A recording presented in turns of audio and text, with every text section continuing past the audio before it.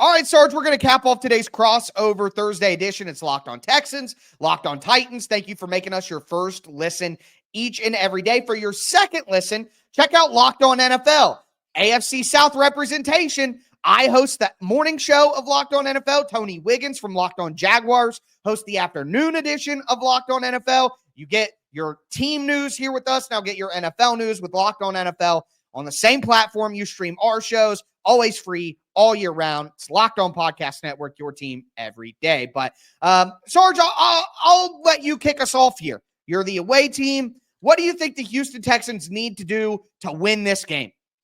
Run, Forrest, run. Well, in the Texans case, run, Damian, run. And I'm talking about running back Damian Pierce. Dare, run. Dare Ugabawale, because they're going to get the bulk of the carries on Sunday against the Tennessee Titans. And I feel like that's the best way to keep your team healthy. That's the best way, especially when you don't have, when you're deficient at wide receiver. So I want to see them run. I also want to see Kenyon Green, who has come back from injury. I want to see him get some snaps, because who knows if the Houston Texans advance in the playoffs, they may need to call up on him. I want to see Juice Scruggs, who's coming back from an injury. I don't want to see a lot of, and we said this earlier, I don't want to see a lot of the players play, but I also want to see John Mechie get some catches. I want to see Xavier Hutchinson. I want to see what Jared Wayne can do. I would love to see if Irv Smith, who is by far one of the best blockers the Houston Texans have,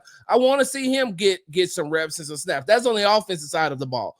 On the defensive side of the ball, the keys to victory is just stay healthy, one, but the rotation of their defensive line, the amount of defensive linemen that they have will allow them to be able to get some of these players some longer playing time. And then we talked about Azeez coming back and him and Christian Harris playing together, but you also have backups like Jake Hansen. You have Neville Hewitt. You have Deshaun Phillips. You get them into the game. You see what Jeff Okudah can do on the outside, because you may have to play Kamari Lassiter at the nickel position going into the playoffs. You get him in the game. You let D'Angelo Ross get some run. So you just see what you have. It's almost like you're and I don't want to disrespect any of the Tennessee Titans or the Tennessee Titans fans, even though, I'm from Houston and it's going to come off as hate and it's going to come off as me hating. So let me just go ahead and say it.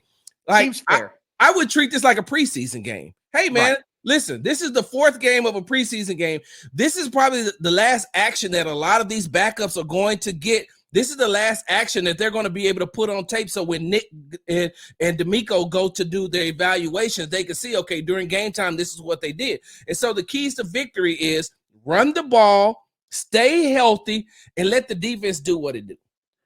Yeah, I like the idea of getting some of these young players some time, because when you get into the playoffs, people do get injured. Things happen. And some of these players for the Texans who maybe haven't played a ton all year might have to step up, and getting them some actual game reps against a team who's trying to win in the Titans, or at least putting their best players out there, that would be key. And I think that as long as they are able to do those things and the Texans build some momentum going forward, they still have a chance to win in the playoffs. Whoa, Tyler.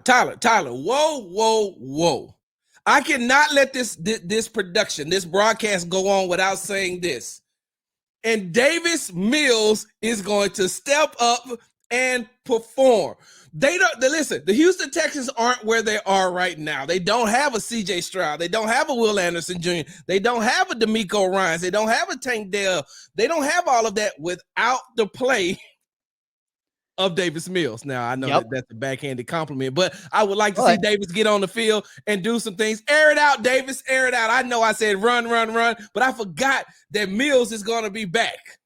Well, I think if you run the ball successfully and play action off of that Davis Mills will be able to take some shots downfield, because the Titans have some backup safeties out there that honestly aren't playing great football. And the linebackers for the Titans that we expect to play aren't playing great football. They're young guys as well. So I think there's definitely an area of opportunity. For me, I can't even tell you keys to win, Sarge. I got to go with keys to defeat.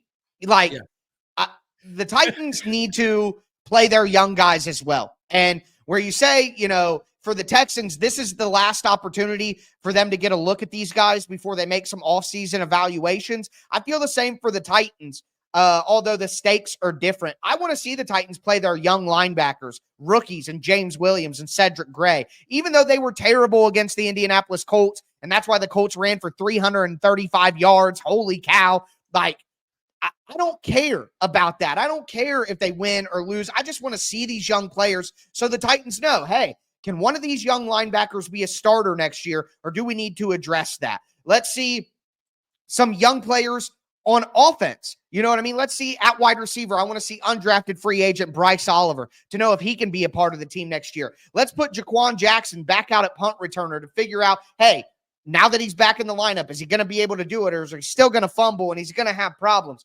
That's the type of stuff that I want to see from the Titans. I want to see some of their young players out on the field. That's a key to defeat. And also, I think the Titans have to continue to rotate that quarterback.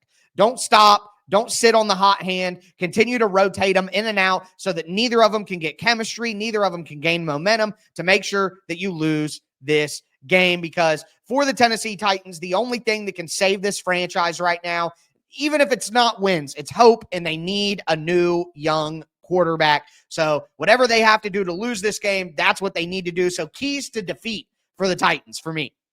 Hey, and one more thing, Tyler. I think that you're going to see a player for the Houston Texans who's going to come back to Tennessee. He's angry.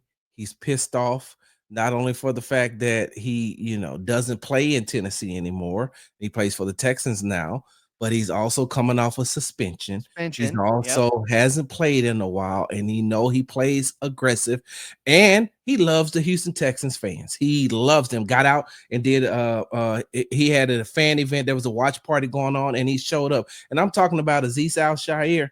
And nothing would make him feel more prouder and get the city of Houston give him more love than to go in there to beat the Tennessee Titans with those Oilers uniforms on.